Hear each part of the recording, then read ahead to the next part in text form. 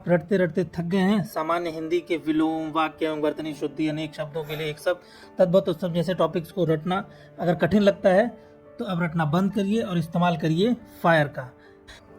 Video के आखिरी में दूंगा मैं आपको 4 मंत्र, जिसकी मदद से आप वर्तनी से संबंधित किसी भी प्रकार की त्रुटि को आसानी से पहचान सकते हैं। इस वीडियो में हम सीखेंगे कि किस तरीके से प्रीवियस ईयर क्वेश्चन पेपर्स को एनालाइज किया जाता है, प्रीवियस ईयर क्वेश्चन पेपर्स में किस तरीके से एग्जामर अपना माइंडसेट बनाता है और किस तरीके से ऑप्शंस रखता है, उन ऑप्शंस के पीछे क्या लॉजिक होता है, उन्हें कैसे डीकोड करना होता है एग्जाम लाइक कंडीशन में। नमस्कार, मेरा नाम है सौरभ, आप देख रहे हैं एडू मंथन। तो चलिए शुरू करते हैं आज की ये पूरी वीडियो। कुछ बातों का विशेष ध्यान रखिएगा। जो बातें मैं पढ़ाने जा रहा हूँ उन्हें रटना नहीं है, बल्कि उनको ऑब्जर्व करिए, अंडरस्टैंड करिए और अपने दिमाग में उन्हें डेवलप करिए। ज़्यादा से ज़्यादा फायदा के लिए इन्हें खुद प्रयोग करिए। जो लॉजिक मैं बताऊंगा उन्हें प्रीवियस ईयर क्वेश्चन पेपर्स में आप ऑब्जर्व करिए, देखिए और सॉल्व करिए। अगर आप इसे कॉम्प्रहेंसिव अप्रोच अपनाना चाहते हैं तो जिस टॉपिक को मैं पढ़ाऊंगा, जैसे आज के वीडियो में हम पढ़ेंगे वाक्य एवं वर्तनी शुद्धि, तो आज के इस वीडियो को कंप्लीट करने के पश्चात आप वाक्य एवं वर्तनी शुद्धि का टॉपिक कंप्लीट करिए। और ये कोई तुक्का नहीं है, बल्कि PYQ बेस्ड एनालिसिस है। तो चलिए आते हैं, ये 2024 का ओरिजिनल पेपर है। इसके क्वेश्चन नंबर 9 को हम देखते हैं। क्वेश्चन नंबर 9, इस प्रश्न में एग्जामिनर ने आपसे पूछा है कि विशेषण के संदर्भ में निम्नलिखित में से अशुद्ध कथन बताइए। इस वीडियो को पॉज करिए, पहले खुद आंसर दीजिए, फिर वीडियो को कंटिन्यू करिएगा। अशुद्ध कथन पूछने का मतलब है कि उसमें 3 ऑप्शंस ऐसे हैं जो सही है, एक ऐसा कथन है जो गलत है। आपको वो गलत वाला ऑप्शन चूज करना है इसमें से। तो चलिए ऑप्शन पढ़ते हैं। ए दिया है, यह सर्वनाम की विशेषता बताता है। बी, यह संज्ञा की विशेषता बताता है। सी, यह संज्ञा के लिंगानुसार सदैव परिवर्तित होता है। डी, यह संज्ञा की व्याप्ति मर्यादित करता है। अगर इसके पहले आपने कॉन्सेप्ट वाला वीडियो देखा होगा तो आपको विशेषण के बारे में हमने आपको वहाँ पढ़ा दिया था। खैर, यहाँ समझते हैं। इस क्वेश्चन को सॉल्व करने के लिए सिंपल तरीका है, किसी एक सर्वनाम को उठाइए और उस पर एक सेंटेंस बनाइए। जैसे सर्वनाम क्या होते हैं, मैं, वह, तुम, तो एक लिखिए आप, वह अच्छा है। क्या ये सेंटेंस सही है? ऑब्वियसली सही है, पढ़ने में भी सही लग रहा है। चलिए एक और एग्जांपल ले लेते हैं। तुम साफ सुथरे हो, ये सेंटेंस भी सही है। साफ सुथरा क्या है? विशेषण है, तो इसका मतलब पहला जो ऑप्शन है वो सही है।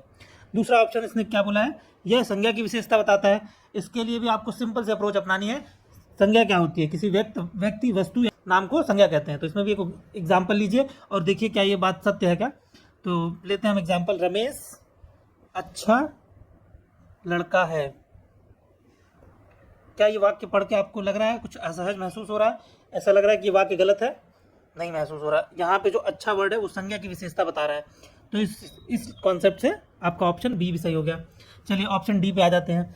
यह संज्ञा की व्याप्ति मर्यादित करता है, यानी ये संज्ञा की लिमिटेशंस बताता है, ये लिमिटेशन सेट कर देता है। जैसे एग्जाम्पल लीजिए, कुछ बच्चे। क्या ये बात सत्य है? क्या आप इसे प्रयोग कर सकते हैं? ऑब्वियसली कर सकते हैं, दैट मीन्स ये सही है। एक और एग्जाम्पल लेते हैं, जैसे हर पेड़, यानी जितने भी पेड़ हैं उन सब के बारे में बात की जा रही है। तो उसने लिमिटेशन सेट कर दी ना, कुछ बच्चे, यानी एक लिमिट बता दी इसने। दैट मीन्स ये जो स्टेटमेंट दिया गया है ये स्टेटमेंट सही है, ये संज्ञा के व्याप्ति मर्यादित कर देता है। तो अभी ऑप्शन आपके पास क्या बचा? सी।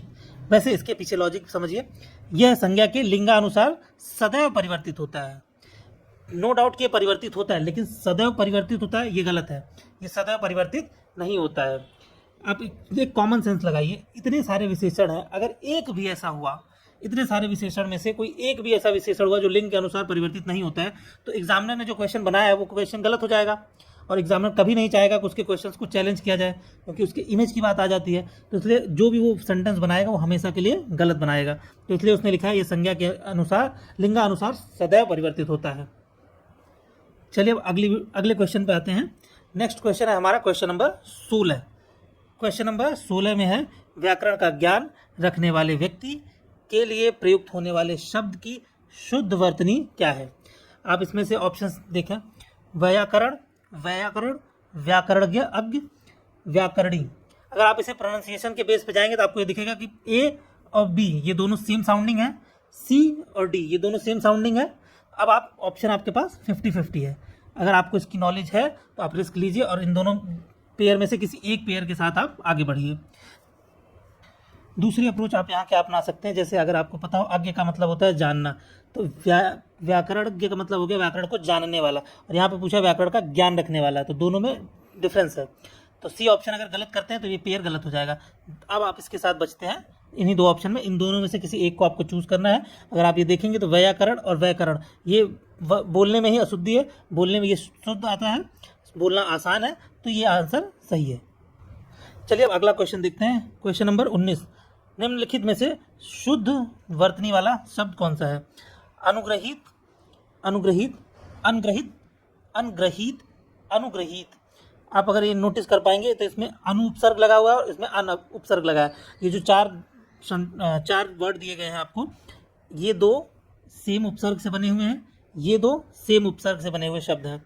तो इसका सीधा सीधा मतलब है कि आंसर इन दोनों में से होगा या तो इन दोनों में से होगा। ठीक है, यूं तो ये शब्द बहुत आसान है, हम अपने आम बोलचाल की भाषा में भी इस्तेमाल करते हैं। अनुग्रहित का मतलब होता है जिस पर कृपा की गई हो या जिस पर एहसान किया गया हो। तो वैसे ही अनु शब्द आते ही ये दोनों ऑप्शन गलत हो जाते हैं। दैट मीन्स कि डी और ए में से कोई एक होने वाला है। अब अगर ध्यान से इसे पढ़ेंगे, अनुग्रहित है, अनुग्रहित है, ये जो वर्तनी शुद्धि के जो क्वेश्चंस आते हैं ज़्यादातर वो तत्सम वर्ड वाले होते हैं, इसलिए आप यहाँ पे देखेंगे तत्सम वर्ड ये ज़्यादा आसान है, बोलना कठिन है, व्यवस्थित भी है। ये वाले वर्ड को आप बोलेंगे आपको खुद ही फील होने लगेगा कि ये गलत लिखा हुआ प्रतीत हो रहा है। तत्सम शब्दों को पहचानने का एक अच्छा तरीका होता है, उन्हें बोलने में अगर आपको सुविधा है, व्यवस्थित महसूस हो रहे हैं तो वो सही है। जैसे इस शब्द को आप बोलेंगे अनुग्रहित, तो ये व्यवस्थित रूप से लिखा गया है और यही इस क्वेश्चन का आंसर भी है। आइए अब अगले क्वेश्चन पे चलते हैं। Question number 24। क्वेश्चन नंबर 24 बोलता है निम्नलिखित शब्दों में से शुद्ध शब्द कौन सा है? ऑप्शन ए है महात्म्य, ऑप्शन बी है महात्म्य, ऑप्शन सी है महात्म, ऑप्शन डी है महात्म। आप अगर एक बात नोटिस कर पाएंगे तो यहाँ पे जो आगे के दो शब्द है, वर्ड है महा, ये सेम ऑप्शन सी में है महात्म, सिमिलर साउंडिंग है, ये दोनों पेयर बनाते हैं। बी और डी ये दोनों सेम पेयर बनाते हैं। आप देखेंगे प्रोनाउंसिएशन इनका लगभग सेम है। अभी ऊपर वाले क्वेश्चन में आपको बताया ना कि शुद्धि के ज़्यादातर क्वेश्चंस जो आते हैं उनमें आपको तत्सम शब्द मिलेंगे। ये आपको पढ़ के भी समझ में आ रहा है कि तत्सम शब्द है कोई। तो महात्म आप खुद बोलिए, महात्म बोल के ही आपको महसूस होगा कि ये गलत है, आपको बहुत ज़्यादा असहज महसूस होगा। अगर ये गलत है तो डी भी गलत हो जाता है। ऑप्शन सी के साथ आप जाइए, आपको इसको पढ़ते ही एहसास होगा कुछ अधूरेपन का। ये महात्मा शब्द से एक डंडी हटा देने पे महात्म वर्ड वहाँ से उठाया गया है। और ये आप ए ऑप्शन को जब पढ़ेंगे महात्म्य, तो ये कंप्लीट है क्योंकि तत्सम शब्द पूर्णतया व्यवस्थित रूप से आते हैं। और अगर आप एग्जाम में ये ऑप्शन नहीं ढूंढ पा रहे हैं, अचानक ये नहीं दिमाग में आ रहा है, तो आप ये बेसिक सिर्फ और सिर्फ कॉन्शियस होकर, फोकस होकर देख के भी आप समझ सकते हैं कि ऑप्शन इन दो पेयर में से ही कोई एक होने वाला है, जिससे निर्णय लेना आसान हो जाता है। आइए अब अगले क्वेश्चन पे चलते हैं। Question number 34। निम्नांकित वाक्यों में एक वाक्य अशुद्ध है, उसे पहचानें। अशुद्ध है इसका मीनिंग है कि तीन ऐसे ऑप्शन हैं जो सही है, एक है जो गलत है। तो पहला आप पढ़ते हैं, ए सब्जी महंगी है, बी उपरोक्त पंक्ति अच्छी नहीं है, सी मोहन पौधे सींच रहा है, डी गीता ने पत्र लिखा। यहाँ पे ऑप्शन ए आप आम बोलचाल की भाषा में भी डेली रोजमर्रा में इस्तेमाल करते हैं, सब्जी महंगी है, ये सही शब्द वाक्य लिखा हुआ है और ये एक वचन में है, ये भी एक वचन में है। दूसरा उपरोक्त पंक्ति अच्छी नहीं है, ये भी आप आम बोलचाल की भाषा में अपने इस्तेमाल में प्रयोग करते हैं कि ये पंक्ति अच्छी नहीं है, उपरोक्त पंक्ति या ऊपर लिखी गई कही गई पंक्ति अच्छी नहीं है, तो ये भी सही है, पढ़ के ही समझ में आ रहा है। डी ऑप्शन पढ़िए, गीता ने पत्र लिखा। यहाँ पे कई जगहों पे मतभेद है कि गीता ने चिट्ठी लिखी, तो यहाँ पे लिखी, पत्र शब्द को ही प्रॉपर आप चेंज कर देंगे तो ऑब्वियस सी बात है ये क्रिया चेंज हो जाएगी, लिखी, तो उस रूप से ये सही है, गीता ने पत्र लिखा, ये सही है। आइए ऑप्शन सी देखते हैं, मोहन पौधे सींच रहा है। यहाँ पे पौधे, एक पौधे की बात हो रही है या बहुत सारे पौधे की बात हो रही है, यह एम्बिग्युइटी बनी हुई है। अगर बहुवचन का इस्तेमाल हुआ है तो पौधे होना चाहिए, अगर एक वचन का इस्तेमाल किया गया है तो पौधे को होना चाहिए, इसलिए ये गलत हो जाएगा। तो हमारा ऑप्शन यहाँ पे सी सही है। चलिए अब अगला क्वेश्चन देखते हैं। Question number 41। वर्तनी के अनुसार शुद्ध शब्द का चयन कीजिए। वैसे तो ये बहुत इजी क्वेश्चन है, इसमें कोई ट्रिक या कोई फायर का कोई ऑप्शन है, बस सिर्फ और सिर्फ केयरफुल रीडिंग करके आप इसे फोकस, FIREF का पहला वर्ड ही है फोकस रीडिंग, अगर आप इसे फोकस होकर रीड करेंगे तो आप इसे सही पकड़ लेंगे, सही ऑप्शन तक पहुंच जाएंगे। वैसे एक चीज़ यहाँ पे ट्रैप क्या है, एग्जामिनर ने जानबूझ के उन शब्दों का चयन किया है जो आप बोलचाल में गलत तरीके से इस्तेमाल करते हैं। जैसे आकार हम बोलते हैं ज़्यादातर, आकार शब्द सही होता है। तिथि, जिसकी आने की कोई तिथि ना हो, तो ये सही है, बट हम आम बोलचाल की भाषा में गलत रूप से ये प्रयोग करते हैं, इसलिए एग्जामिनर ने बहुत स्ट्रैटेजिकली ये वर्ड यहाँ पे रखा। वैसे तो ये शुद्ध वर्ड होता है कुआं, बट एग्जामिनर ज़्यादातर लोग प्रयोग करते हैं कुआं, तो इसलिए एग्जामिनर ने इस शब्द को यहाँ पे रखा और ये गलत है। वधु सही वर्ड है, आप किसी शादी का कार्ड पढ़ेंगे तो उसमें वर वधु वर्ड आपको दिखेगा ही। तो इन चारों को बहुत ईजी है, इनको गलत करना आपसे एग्जाम लाइक कंडीशन में संभावना ज़्यादा है कि आप गलती कर जाएं। चलिए अब अगला क्वेश्चन देखते हैं, क्वेश्चन नंबर 47। निम्नलिखित शब्दों में शुद्ध वर्तनी वाला शब्द है। अक्षौहिणी, अक्षौहिणी, अक्षौहिणी, अक्षौहिणी। इसमें आप नोटिस करेंगे सिंपल बेसिक ऑब्जर्वेशन, आपको कोई नॉलेज की आवश्यकता नहीं, बस कॉमन लॉजिक कॉमन सेंस का इस्तेमाल करेंगे तो आपको समझ में आ जाएगा। बी और D same statement, same word है, इनमें कोई बस थोड़ा सा मात्रा का डिफरेंस है। दैट मीन्स कि इन्हीं दोनों में से कोई एक वर्ड होने वाला है। आप खुद बोलिए, आपको अभी इसके पहले बताया मैं, बिना किसी लॉजिक के, बिना किसी ज्ञान के अगर आप इसे फोकस होकर रीड करेंगे भी तो भी आपको पता चल जाएगा कि ऑप्शन बी और ऑप्शन डी ये दोनों सेम है, बस इसमें मात्रा का डिफरेंस है। यहाँ पे ए की मात्रा और यहाँ पे औ की मात्रा है, बस इतना ही अंतर है, जिसका सीधा सा मतलब है कि इन्हीं दोनों में से कोई एक ऑप्शन होने वाला है। इस वाले सी और ए में आप देख लीजिए एग्जामिनर ने क्या किया है, शाह को जो आम बोलचाल में आप गलत तरीके से बोलते हैं, जैसे कक्ष, च और छ का इस्तेमाल करते हैं, तो उसी को उसने यूज़ किया यहाँ पे, जिससे आप गलती कर जाएं।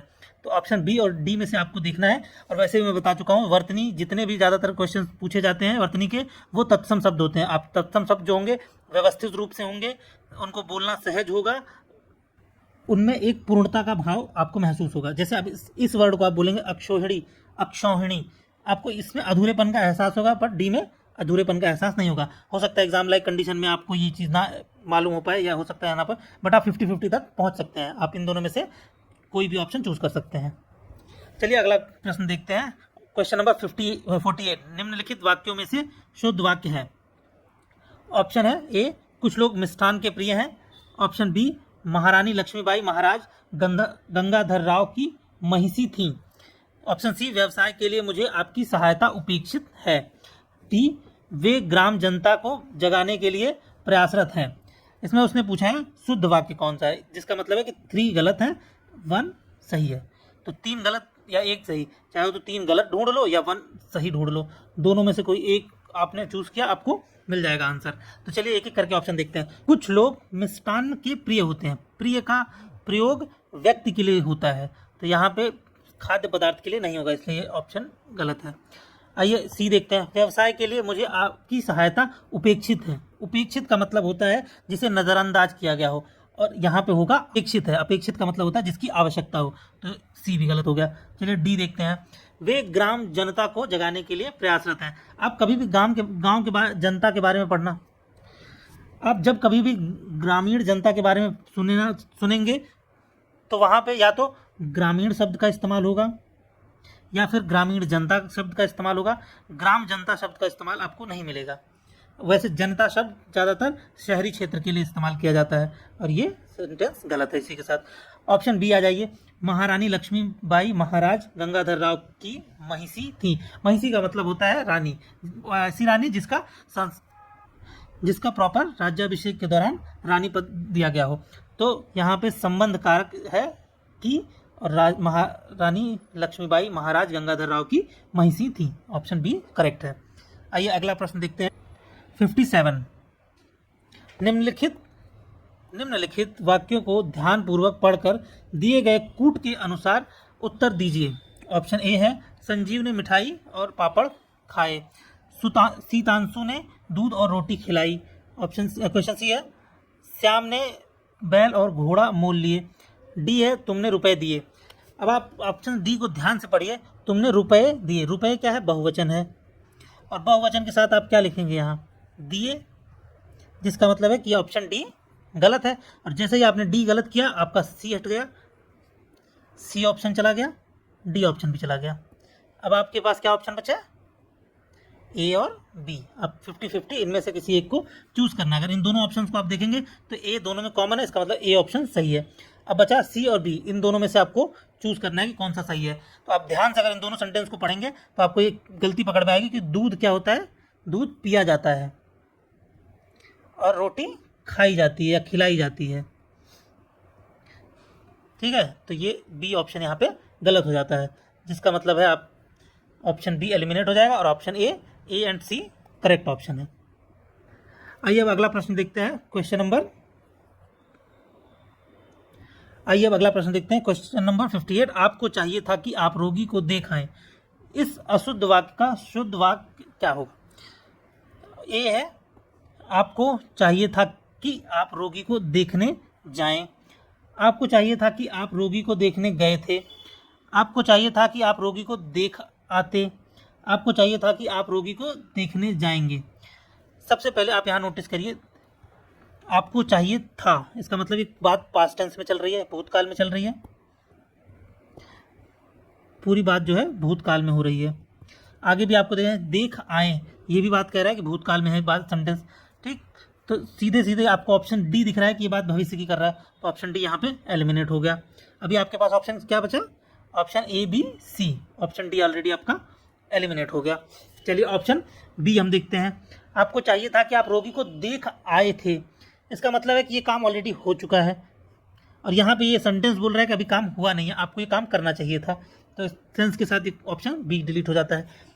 ऑप्शन ए पे आ जाइए। आपको चाहिए था कि आप रोगी को देखने जाएं, यहाँ पे भी बात फ्यूचर की हो रही है, यानी भविष्य की हो रही है और सेंटेंस क्या दिया गया है आपको, भूतकाल का।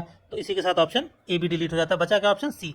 ऑप्शन सी बोलता है आपको चाहिए था कि आप रोगी को देखाते, यानी पास्ट टेंस की बात चल रही है। इसी के साथ हमने 2024 के सारे वाक्य एवं वर्तनी शुद्धि से रिलेटेड टॉपिक्स को, क्वेश्चंस को हमने डिस्कस कर लिया। मैंने जो कहा था आपको 4 मंत्र दूंगा, तो वर्तनी का सीधा संबंध उच्चारण से होता है। यदि उच्चारण शुद्ध होगा तो वर्तनी शुद्ध होगी। तो 4 मूल मंत्र हैं कि पहला, उच्चारण और सुगमता से अनुमान लगाएं। दूसरा, अजीब और कठिन शब्दों को हटा दें। तीसरा, जाने पहचाने उपसर्ग प्रत्यय को देखें और उन्हें पहचाने, जैसे अनुग्रहित वाला एग्जाम्पल। सबसे व्यवस्थित और साफ सुथरे शब्द को पहचाने, अक्षौहिणी वाला एग्जाम्पल यहाँ पे फिट बैठता है। ये चारों पॉइंट आपको पीवाईक्यू एनालिसिस के बाद दिए जा रहे हैं। इसी के साथ हमारा आज का ये लेक्चर समाप्त होता है। मिलते हैं आपसे अगले वीडियो में, तब तक के लिए जय हिंद जय भारत।